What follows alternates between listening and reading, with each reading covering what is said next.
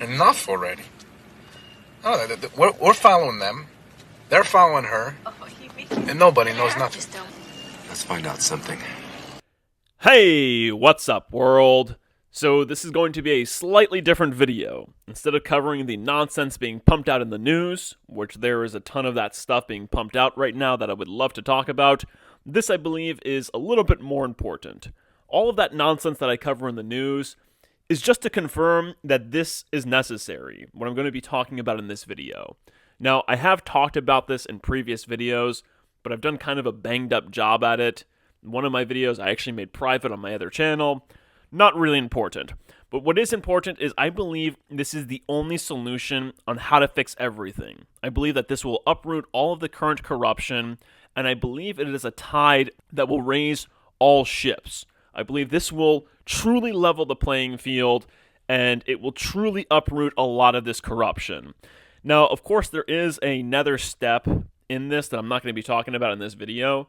That's going to be something that maybe, just maybe I'll talk about in a future video, but it also might be something that I have to keep up my sleeve.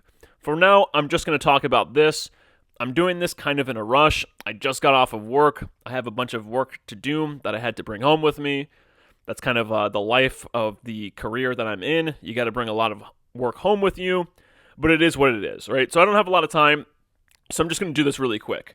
So this is a new system that I've talked about. I'm just going to read what I wrote into ChatGPT. So I'm now consulting ChatGPT with this. I'm going to have ChatGPT help me with this AI program. I believe it will streamline this whole process for me. But this is the basic idea that I came up with for a system that I believe will fix everything. So anyway, I'm starting to repeat myself, so let me get right into this, right? So I'll just read what I wrote to ChatGPT here. So, hey Chat, I want your help in crafting a new constitution. Pause, let's think about that for a second. The problem right now is the Constitution. The Constitution has allowed for all of this. Everything that's going on right now, the Constitution was designed for this. If you watch my anti-federalist papers, the anti-federalists were very privy to what they were trying to do with the Constitution, and literally everything that they predicted the Constitution would allow these powers that shouldn't be to do, they've done.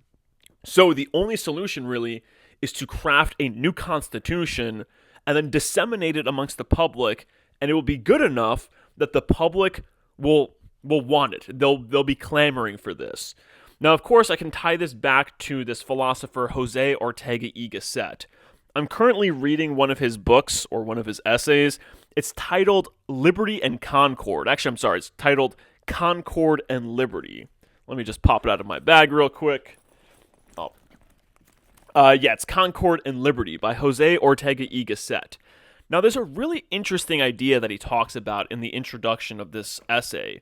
And he talks about how in Rome, they were more concerned with who held the power.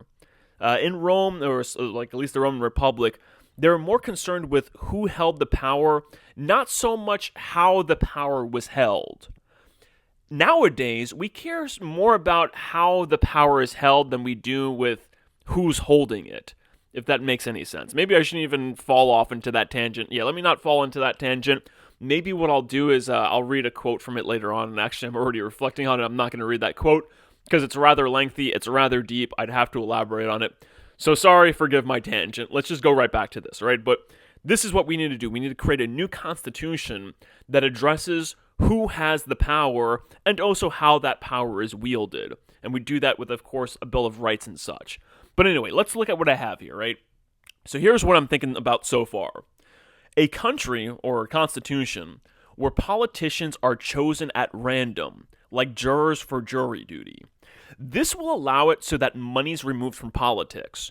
Not only is money removed from politics, but if now you're chosen at random, you don't have to sell your soul in order to get into that position. When you're chosen at random, you basically have the power. You're not beholden to anybody. Not only does this do this, this also is an idea that was talked about by some of our founding fathers, by both the Federalist and the Anti-Federalist. And that is that we want a system without like kind of inheriting power, where the power is open to everyone, where you can be elected to office. That was their idea, that this would allow people to see themselves as part of the system. It would give them an opportunity to eventually be wielders of power themselves. Now, of course, as you're going to see, this system actually removes a lot of power from the politicians, but essentially this was an idea of our founding fathers, that we should allow anybody to be president except for, non-citizens or people that were born outside of the country, because this does a certain thing to the morale of the population. This in itself would also do this. I believe a lot of antisocial behavior is tied to the fact that people do not feel like they're a part of the system. They don't feel like they're part of the society, so they push against that society. And they do that, through various methods. So by choosing politicians at random, you actually check off a lot of boxes, a lot of we gotta do boxes, or whatever you want to call them, right? Not only that, this also guarantees term limits. Of course, there are going to be term limits with this. And it also uproots the corruption. A lot of the corruption that we have now is because there are basically families. There are dynasties in politics where, their father was in politics, their grandfather was in politics, now they're in politics. This will remove that. This will bring new blood into the game. That new blood will then be able to identify the corruption and be like, hey, we got to stop doing this, and this is bad for everyone, including ourselves. Okay, so not just politicians, but all government employees. All government employees should be chosen at random. This includes police officers, firefighters, all of them. It would be voluntary, though. If your social security number, or whatever number we choose to identify people with, is selected, you can choose to not volunteer. If you don't want to be involved in the political system or in the state system, if you want to have private ventures, by all means, you can do that. You don't have to, serve in government in this system. It's not mandatory. However, there's an incentive here, and the incentive is that it's a tiered system. You must serve in lower positions to be eligible for higher positions. So like any sort of executive position, any sort of, as we're going to be looking at judges and stuff, those would be considered higher positions, okay, where you really have higher positions, or we can even say maybe the system would also maintain the state and federal system. So in order to serve maybe in the federal government, you would have to first serve in the state or local governments, okay? So, of course, there's going to be more details that need to be flushed out with that, okay? I'm just giving a general idea for this. So it's a tiered system. You got to serve in lower positions to be eligible for higher positions. Some government jobs, though, like teachers and stuff, would also require, and probably this would also fall under judges, would also require degrees. So we don't have idiots occupying positions that don't require some degree of education. Talking about education, though, this system would also require an overhaul of the education system. We would have to have civics taught in our education system. We would have to really go more into civics, politics, and really emphasize history. These are things that we would have to overhaul in our education system. If we want everybody to have the opportunity to be leaders, then we have to be educating people to be leaders and not mindless drones who are going to just be pulling knobs and following orders and listening to orders at some factory job or at some dead-end slave job. And that's sort of, I think everybody knows this, but a large part of the education system is kind of built around this idea of just making mindless, order-following, soulless workers. Okay, we need to totally change that part of our education system, and we need to start raising, or we need to start educating actual leaders. Everybody should be raised and educated to be a leader. However, police officers would not really require such degrees, just X amount of hours of training. We would also have to go into humanities. This would have to be a big part of our education system. Raising people to be humane, raising people to be empathetic, caring, and talking about why this is beneficial for society, why it's beneficial for themselves, why it's beneficial for everyone as a whole. Okay, so police officers would not really require such degrees, just X amount of hours of training. I think a lot of people can agree with this. Most police officers, they're I think I don't need to say much about them, right? So, of course, now there are different levels of police officers, and I guess this plays into the tiered system. If you want to be a detective, you first got to be a police officer. Now, of course, there can also be more nuanced. There can be different time periods. There can be the capacity to have somebody be voted in to be like maybe more permanent. That might be a nuance that we can talk about later on when we're talking about how laws and such are passed. So I believe that this would ensure that all current corruption is uprooted and all future corruption in every facet of government is prevented by frequent turnover and new blood being introduced that would spot corruption from previous politicians or previous government workers. Trust me, a lot of the corruption that we're dealing with has to do with dynasties, especially in the police force. I actually, believe it or not, I went to be a police officer, and the corruption that I saw there was insane. There was another candidate in both times that I went to be a police officer, because I actually went through the training twice. The first time I went through it, I kind of was getting a feel of it, and then I immediately was like, wait a second, I don't want to do this. And I dropped it without officially dropping it. Now, I did this for a reason, and I did this because I know that people have short memories, myself included sometimes.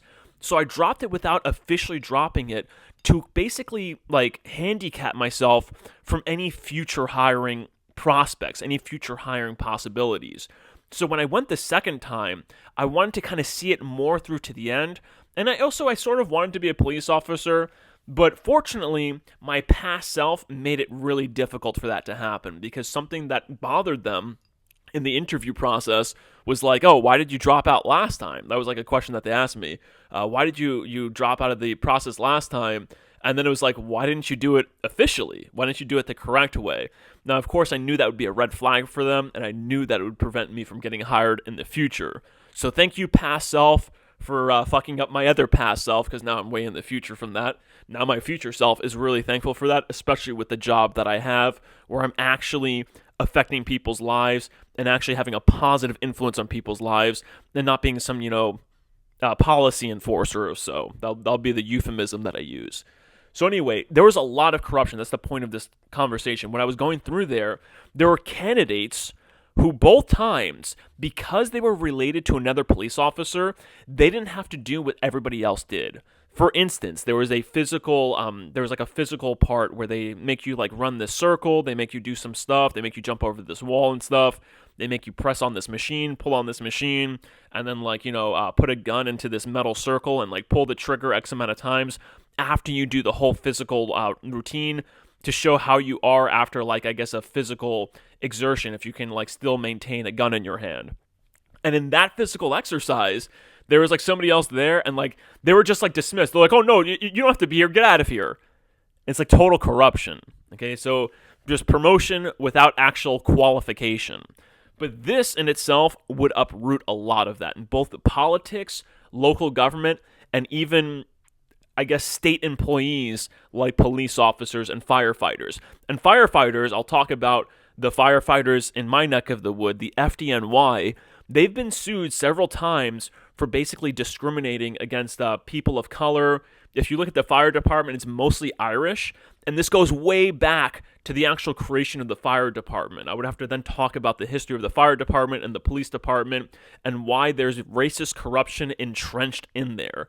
And basically, it's insane. Now, to me, this is unfair because it's guaranteeing these people economic opportunities and robbing it from everybody else. So here's what I have here. It would also ensure that everyone gets an opportunity to get some money from these jobs that they can then use on private ventures when their term for whatever position is up. Believe it or not, that's actually why a lot of these civil servant jobs, that's actually what they're called. I don't know why. I didn't think of the name till right now. But when you look at the history of these civil servant jobs, especially here in New York, they were created to get votes. So if you look back, there was this corrupt political machine named Tammany Hall in the Northeast in New York, and they created the police department and the fire department to give these civil servant jobs to Irish immigrants to then get those Irish immigrant votes. It's insanity, the corruption, the actual factual historically known corruption that exists in those in those fields, in those positions, those civil servant positions, those civil servant jobs. It's historical fact that this happened and that it continues to this day, but nothing is done about it. Why? Because there's corruption literally everywhere. And that's why I believe that we need to do this for every political position and every civil servant position, because you got to uproot corruption from every single one of these facets of society, because every facet of society is just deeply entrenched in corruption. So I believe that this will it will have a morale boost for society. It will have an economic boost for people. It will be fantastic. And how would laws be passed? Laws would be passed. Politicians will only have power to write laws. They would not be able to pass those laws that they write. The people then would vote on those laws via a direct democracy, but no law shall be passed unless a supermajority of the population, at least 85% of the population, the voting population, we might be able to debate what age the voting age should start. I don't think that it should start at 18. I think that we should either dial it down a little bit or dial it up a little bit. Because to me, this idea of voting at 18 is completely subjective. Okay, if you want to say, oh yeah, you're not an adult until you're 18, that's bullshit, because your brain develops until your later 20s. So what is it going to be? Are we going to say that you're an adult when your brain is fully developed, which I believe should be until your later 20s, like 25? Or should we talk about cognition, ability to rationalize? And if that's the case, then maybe we should dial it back. Instead of 18, maybe we should make it like 16. Okay, that's just my opinion. I think that this idea of 18 is really is a BS idea. I'm slightly more in favor of pushing that shit up till 25. 25, 23 may be the earliest. That's just my opinion, something that I'm willing to discuss and debate with people. Okay, so 85% of the population has to vote, the voting age population, but it needs to receive a 75% approval from that 85%. That's the only way a law is going to pass. Votes on it, and of course, if it doesn't violate a much more robust Bill of Rights. So the law can pass if that happens, and if that law does not violate a much more robust Bill of Rights. I'm talking about a way more robust Bill of Rights. This Bill of Rights that we have right now, I've talked about this in previous videos, it is bullshit. It is a complete con. You should watch my video, James the Con Man Madison. The Bill of Rights was a fucking con. Like, people have no idea the history of the Bill of Rights, the Constitution, and how our current Bill of Rights is a perversion. It is a shadow of the amendments that were requested by the free states at the time. There were some states that were proposing like 40-something amendments. I have another video, I believe it's called the original Second Amendment, where you look at the amendment that was proposed for the right to bear arms, and you see it has like 3 different subcategories. Like, that should also, what else went with it was like the right to self-defense and a couple of other things. So our Bill of Rights is garbage. We would have to completely re-update our Bill of Rights, make it much more robust than it currently is. Now, the politician's job is to act as an orator of sorts. If they can't convince a supermajority that the law is both just and necessary, then it won't pass. Okay, that should be the job of the politician, to just simply go out there and communicate to the people. The politician should be a communicator, not some fucking controlling, scumbag who has extra rights and privileges. Okay, their job should be to communicate to the people, because the people should have the power. Now, people who don't vote will be counted as votes against said law. If they're not turning out to vote, that means they don't want the law to be passed, so those votes that aren't cast will simply be counted as no votes. So the Bill of Rights would be more comparable to the amendments that are found in the Anti-Federalist paper titled Address of the Minority of the Pennsylvania Convention to their Constituents. So if you look at this Anti-Federalist paper, it actually has a very good list of amendments that they were proposing to the Constitution at the time, which I have looked at in previous videos. Now, of course, there are other nuances here that are completely skipping my mind right now. Let me just think about them for a second. It was like literally just on the tip of my mind, and now it's skipped. Whatever. So let's look at what ChatGPT responded. Maybe I'll remember what else I wanted to say here. So ChatGPT responds, it says, that's a fascinating concept, kind of a blend of ancient Athenian democracy with modern civic duty structures, even though it's not really a duty. Your system would certainly shake up the status quo and eliminate a lot of the entrenched power structure that breed corruption. Exactly, and that's the purpose. So then ChatGPT is like, I see a few areas where your constitution could benefit from further development. Now, these are things that we all have to think about. Government structure and duty. Will there be separate branches of government, executive, legislative, judicial? Will the judiciary also be selected at random? I think that there should be these branches of government that then oversee, like the judicial should still be there for crimes that happen, for also reviewing laws. Maybe a law does manage to pass that does violate the robust Bill of Rights, and at that point, the judicial, their job should be to review it and then to pass it on to the executive to then say, okay, no, executive, you have to either remove that or you have to turn it back. You can make corrections. I think that these branches, what they should be doing is refining these laws before they're passed. They should be refining them, checking them, or doing something like that. Maybe the executive branch can also still play some role with foreign affairs or something like that. Maybe they can be like a representative for the country in the global political arena. Maybe that can be their purpose. Something like that. More like a communicator now with the rest of the world.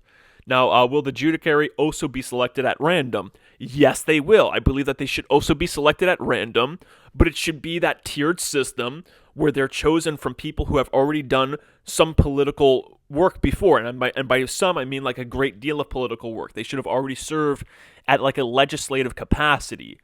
They should also, maybe there should be also some education tied to them. Maybe they should require some degree of education, some degree of a college degree. Now, what happens in the case of national emergencies when fast decision-making is necessary? When it comes to this, I think that an important thing that needs to be understood, and that I think that we really need to emphasize in the Constitution, is that we are not God. We are not gods. We shouldn't be trying to make fast decisions. We shouldn't be trying to jump the gun.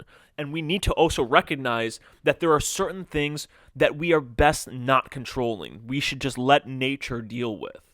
Now that, I know some people will differ on that. Some people will say, no, humans should try to do the most that they can to deal with emergencies. Now, national emergencies, maybe there can be something in the Constitution for how national emergencies are dealt with. That's something that's up to debate. Well, what actually would even classify as a national emergency? Would it be would another country declaring war on our country be considered a national emergency? These are all questions to think about. So this is an important thing, though. It is something that I'm sure will be asked. What happens in the case of national emergencies?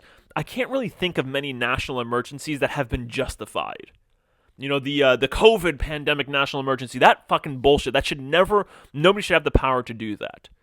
So national emergencies, I don't know about those. I have never heard of a single national emergency that I believe was just, that I didn't see as just the government trying to shut down our rights so that they can pull a fast one on us. So I'm not so sure about national emergencies. Something worth discussing.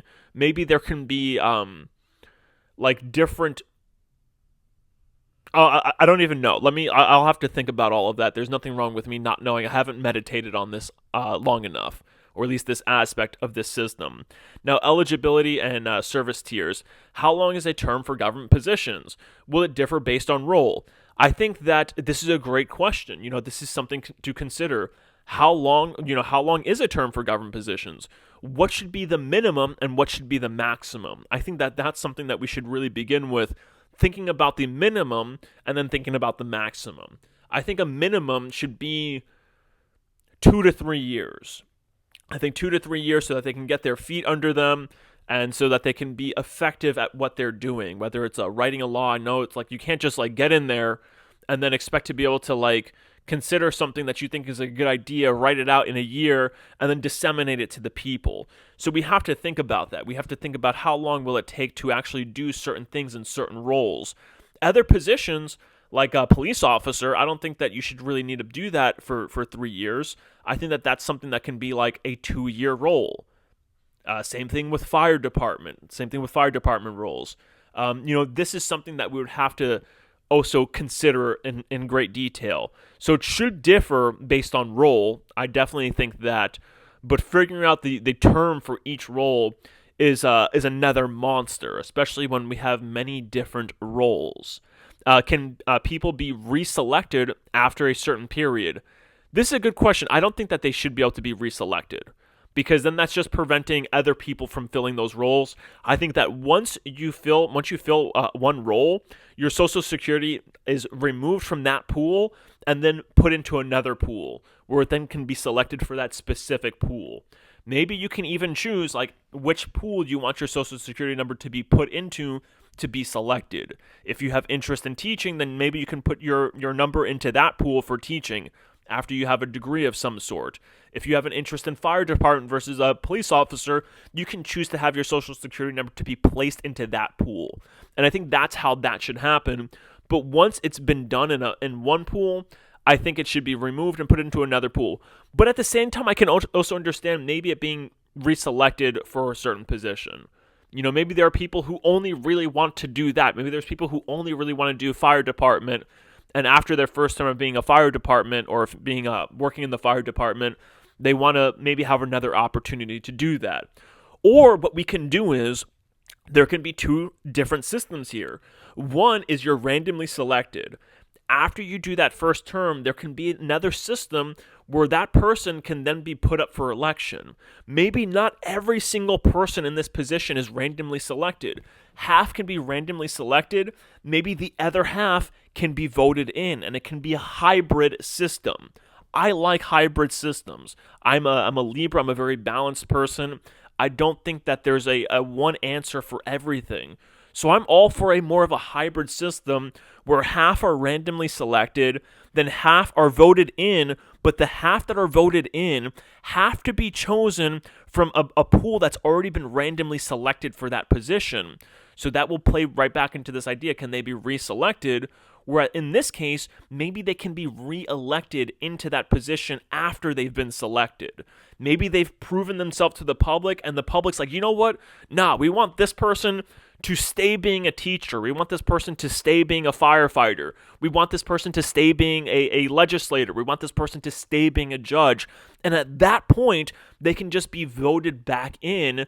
And at that point, we can say, okay, well, maybe if we're doing that after you're voted back in, as long as it's only half, as long as it's not the full group of people and they're always being reelected back in, we can have like a cutoff where it's like, okay, you can be reelected back in as many times as the public sees fit, because the public should have the power here. We shouldn't just mindlessly turn ourselves over to a constitution, even if it might seem like a great constitution like this. We should say no. We should have maybe an election process for half, or it doesn't have to be half. Maybe it can be a quarter or a third. I think that this hybrid system would probably be the best type of system to also maintain a competent system, making sure that there are competent people always in power that the public identifies and recognizes as competent. I really like this hybrid system. I'll say it again because I fucking like it that much. Okay, that's where I'm leaning towards. So are there mechanisms to remove incompetent or corrupt officials? Example given, recall votes. Most definitely, there should be. And this can also play in to the system of like reselecting people who are already in there. Maybe when we're having our elections to reselect people, we can also give the public an opportunity to recall them, other people. And that can be like a default thing that's already done. Like right now, I think in order to recall somebody with recall votes, you have to like first get the recall election started. So at the same time as there's an election to reselect people that are already in there, we can also have a recall vote. And it'll just be built into the system so people don't have to go through this arduous process, this strenuous, long dragged out process of even getting the recall votes started. So that's what I think. You can actually work both of them in using that sort of system, using that hybrid system. Law passage system. The supermajority requirement, 85 participation, 75% approval, ensures only widely supported laws pass. But will this make lawmaking too slow or difficult? Fuck yeah, it will, and it should be. Once you have the robust Bill of Rights, once you have a foundation, you shouldn't have to be passing a bunch of laws. And this is a problem that the anti-federalists had with our current system, is they saw it as a system simply for passing laws. They're like, this system will just continuously pass laws and pass laws and pass laws. We shouldn't be doing that. Okay, it should be difficult. It should be slow and difficult to pass laws so that people can actually think about them, and so that people cannot be manipulated by the media into jumping on some bandwagon and voting for something that actually doesn't have their best interest in mind. But maybe there could also be something else worked out here. I'm entirely open for discussion. I believe that you cannot have community without communication. Okay, so I think that this system will be all about communication, and I'm all about communicating even about this system beforehand to make sure that we have an ideal enough system, or to have an as ideal enough system as possible. I know I just screwed that up. My tongue's tied. My brain is all fried at this point in the day. If people abstaining from voting count as a no, would that discourage legislative action? Guess what? If that's gonna discourage legislative action, if you're gonna be randomly selected for this position and fucking do nothing, not communicate with people, and just basically sit on your ass and collect a check, recall vote your ass. That's simple. When you're in there, you got to be communicating with the people. I'm not saying that you got to be writing legislation, like just to write legislation for the sake of writing legislation, but your ass should be out there communicating with the people as much as possible, talking about what's going on in the society that we live in other societies, talking to the people, what's in their heart and their soul.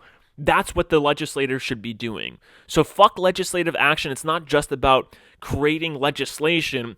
It's about how involved with your society you are. I mean, maybe you don't even have to pass legislation, but if you're going out there in the public and helping the public in whatever way you can, okay, maybe you can say, hey, you know what? Let me go out there, and the legislation that I'm going to focus on right now is getting money invested into fixing the roads. Okay, and then you go out there and you communicate to the people, hey, our base amount of money that goes into like road repairs is this.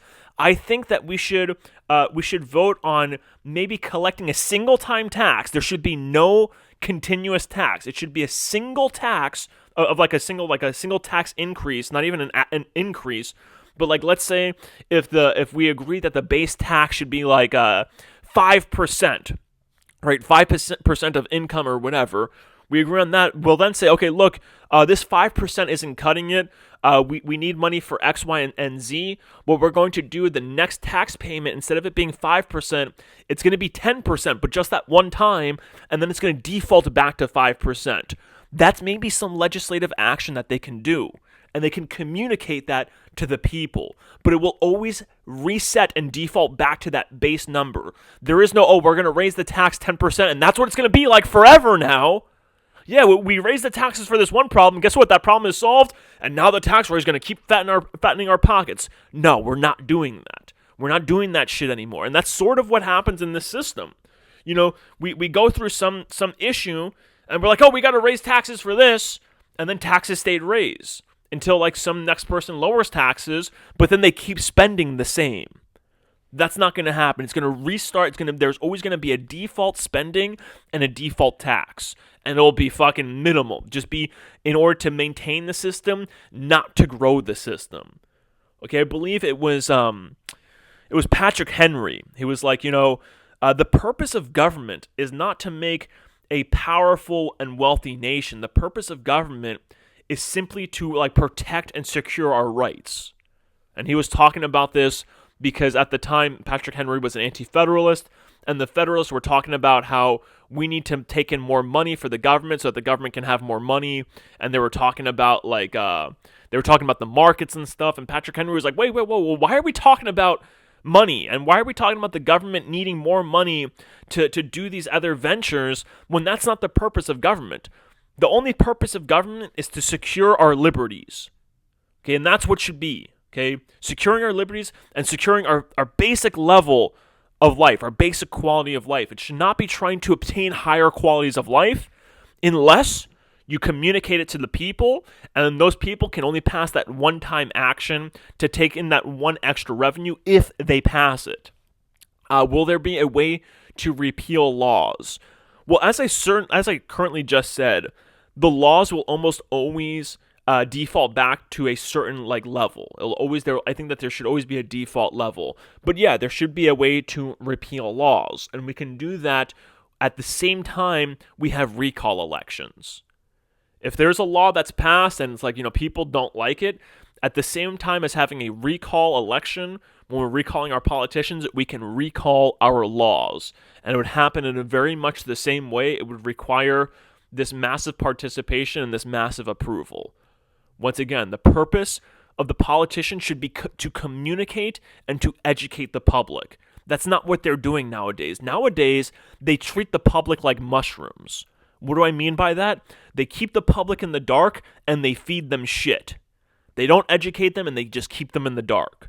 Those days are gone.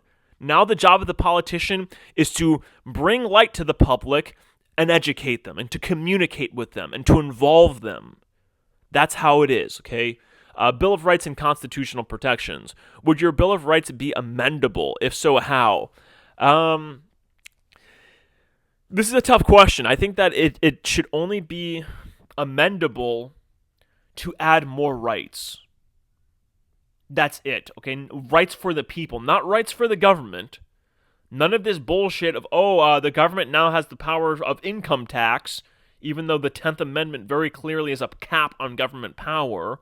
Okay, so it should be amendable, but that's needs to be clarified exactly how it's amendable. However, I will say that I do think the Constitution should be amendable, but not the Bill of Rights. And this is also a distinction that also needs to be made crystal clear. There needs to be a very clear distinction between the Bill of Rights and the Constitution. The Constitution should be amendable. By that, I mean how we choose to have our politicians elected or selected, the amount of time that they're in office for. All of that should be amendable. But the Bill of Rights itself should not be amendable. And if you look at it, it's interesting. Our current government, our current Constitution, that's actually more of what they've done. Not amend the Constitution itself, not amend the actual body of the Constitution and the powers that are delegated to the different branches and how the different branches are elected or whatever. Normally, they're trying to amend the Bill of Rights. They're always trying to cartel our freedoms, always trying to give themselves more power in that Bill of Rights. Oh yeah, now the government has a right to ban alcohol. No, now they don't have a right to ban alcohol. Oh, now the government has the right to put income tax. It has that power now to put income tax. Now, so the Bill of Rights should not really be amendable. Those rights are inalienable. Those rights should not be amendable. Maybe you can add more rights for the people, but not for the government. What can be amendable, though, is the actual body of the Constitution, which lays out how politicians are chosen, how long they're in office for, and that sort of stuff. That should most definitely be amendable. What protections exist for minority rights in case the supermajority favors laws that infringe on them? There's no such thing as minority rights, okay? There's rights for everybody. Name me a single minority right. Our rights will apply to all people. This idea, what about minority rights? And guess what? Our Bill of Rights apply to all people. Where in the Bill of Rights, even our current Bill of Rights, where does it say, this only applies to the majority? And once again, the laws cannot violate any rights. So this idea of, where's the protection or what protections exist for minority rights in case of supermajority favoring laws will not be allowed to infringe on rights. Not a single law will be able to pass that violates on a single right. These two, they're exclusive from one another. Okay, they're totally apart. So there would be no supermajority laws being passed that infringe on anybody's rights. Okay, now maybe it might go against what somebody wants. That's very different. Maybe this 15% that doesn't turn out, maybe something happens that they don't want, but it will have nothing to do with their rights. How will enforcement of rights be handled? Okay, so it's more like how will rights be protected? Well, through police officers. I believe this is where we have this could be a point for the executive positions. This could be a point for the judiciary positions. But this is a good question. We should think about this. How will enforcement of rights be handled? It should be more like how will rights be secured and protected? People don't enforce rights. It's like, hey, you're not free speeching over there. I mean, you're not free speaking over there. Let me enforce that on you. Okay, actually, I guess I can see that. Maybe I got that wrong. But yes, this is something that should be considered. There's still law enforcement. There's still a judicial system. There's still a justice system. So that will all still exist. And how will they be enforced? They will be enforced, or they will be protected with the greatest consequences. I don't care if somebody is abusing their power on the smallest level. If there's a police officer using his power for extra rights, parking somewhere that the average person isn't allowed to park, the most extreme consequences. I'm talking about extreme fucking consequences. We can either remove them from ever being able to be involved in government again, or we can remove them from ever being involved in society again through death. I'm talking about extreme consequences for violation of rights and abusing of power. You violate somebody's rights, it's death. You abuse your power, you're removed from ever having power. The smallest abuse of your power, you're removed from ever participating in the system. The smallest violation of rights, oh man, you're gone. You're donezo. No prison, we're not wasting time on that shit. You're donezo. Dunzo Rapunzo, alright? That's how I believe it should be done. With an iron fist. We're stomping out corruption. That's the point of this. We're not dealing with it anymore. Those days are gone. We were not born yesterday. We did not just create societies today. People should know this. Adults should know this. We're not playing with kids' gloves anymore. You want to violate somebody's rights? You want to abuse your power? We're not fucking around with you anymore. That's not happening. The best we'll do for you, we'll exile you. You can go to some other fucking country. That's the best I can give you. That's the best ticket you're going to get. You want to stay alive? You got to go to another country. You got to get out of here, buddy. Okay, you're getting out of here. So government employees and specialized position. For roles requiring expertise, doctors are not government employees. Doctors are private individuals. Doctors has to do with private hospitals. But I do believe that this system should have both. I think that there should be some sort of public industry for medical. I think that there is enough money that a government can collect. I'm not saying that we should be collecting for that, but I think that most people will agree that we can afford a public medical industry. I'm not saying that we should completely get rid of the private industry, but a public government-backed medical industry stabilizes the market, and it doesn't allow private doctors to abuse the population. They're now going to have to compete with the public sector in that way. The private sector will then have to compete with the public. Engineers aren't have nothing to do with government employees. Okay, nothing to do with them whatsoever. Scientists, once again, nothing to do with government employees. You want to be a scientist, go to school to be a fucking scientist.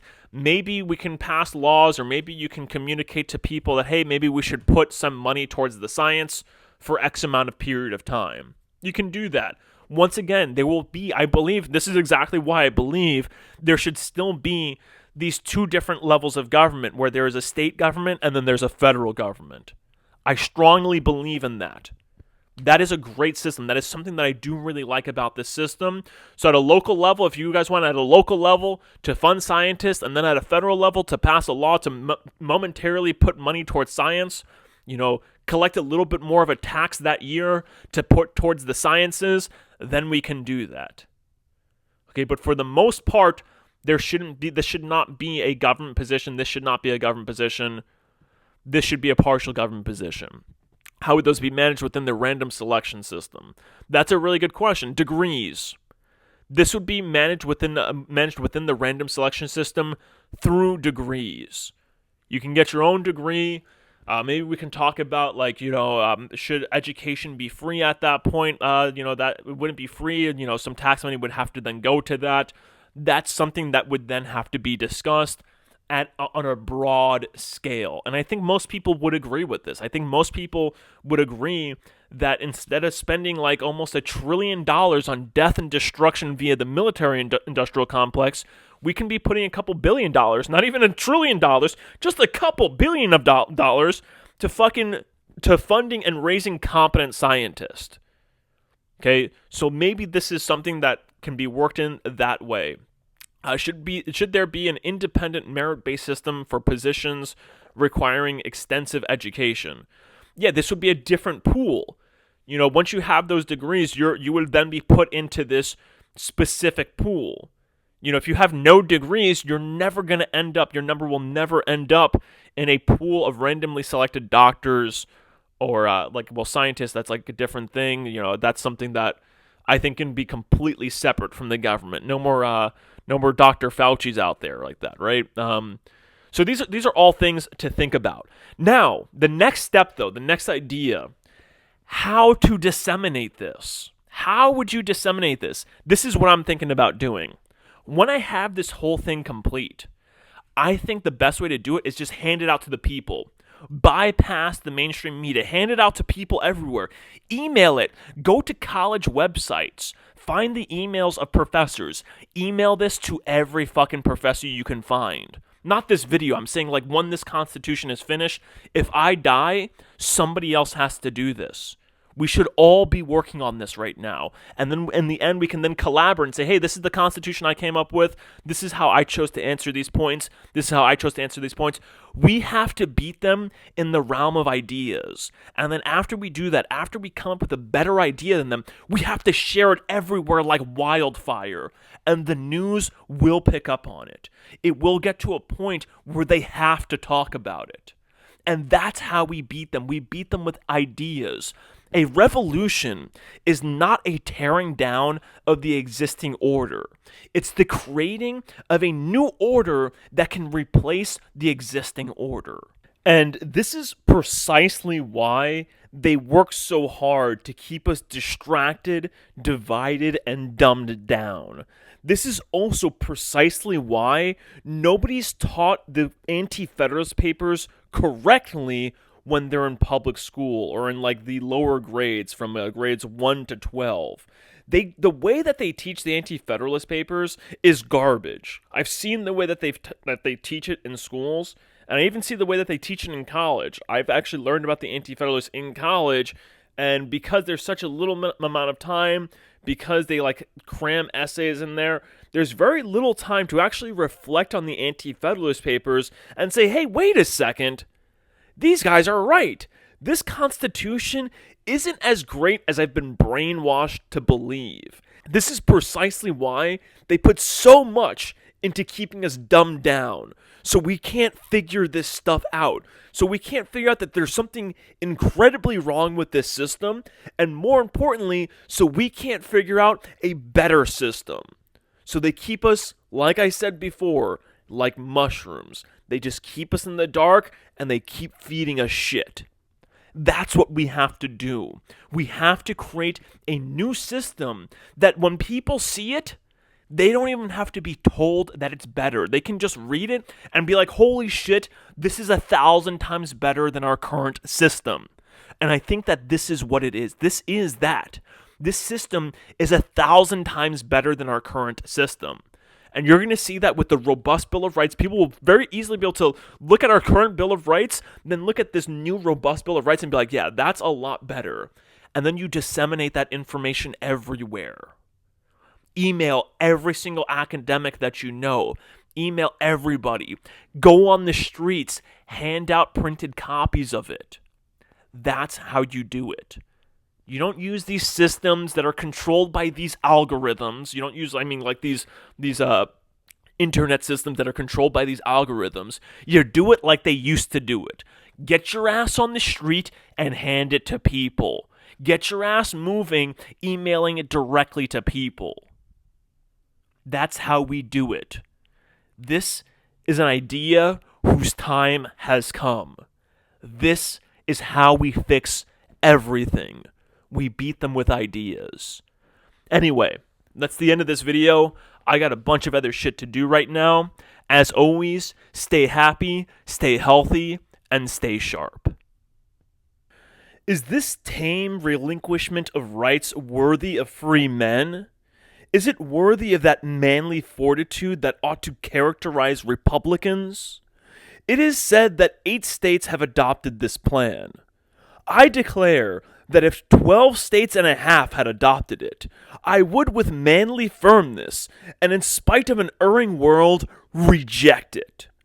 You are not to inquire how your trade may be increased, nor how you are to become a great and powerful people, but how your liberties can be secured.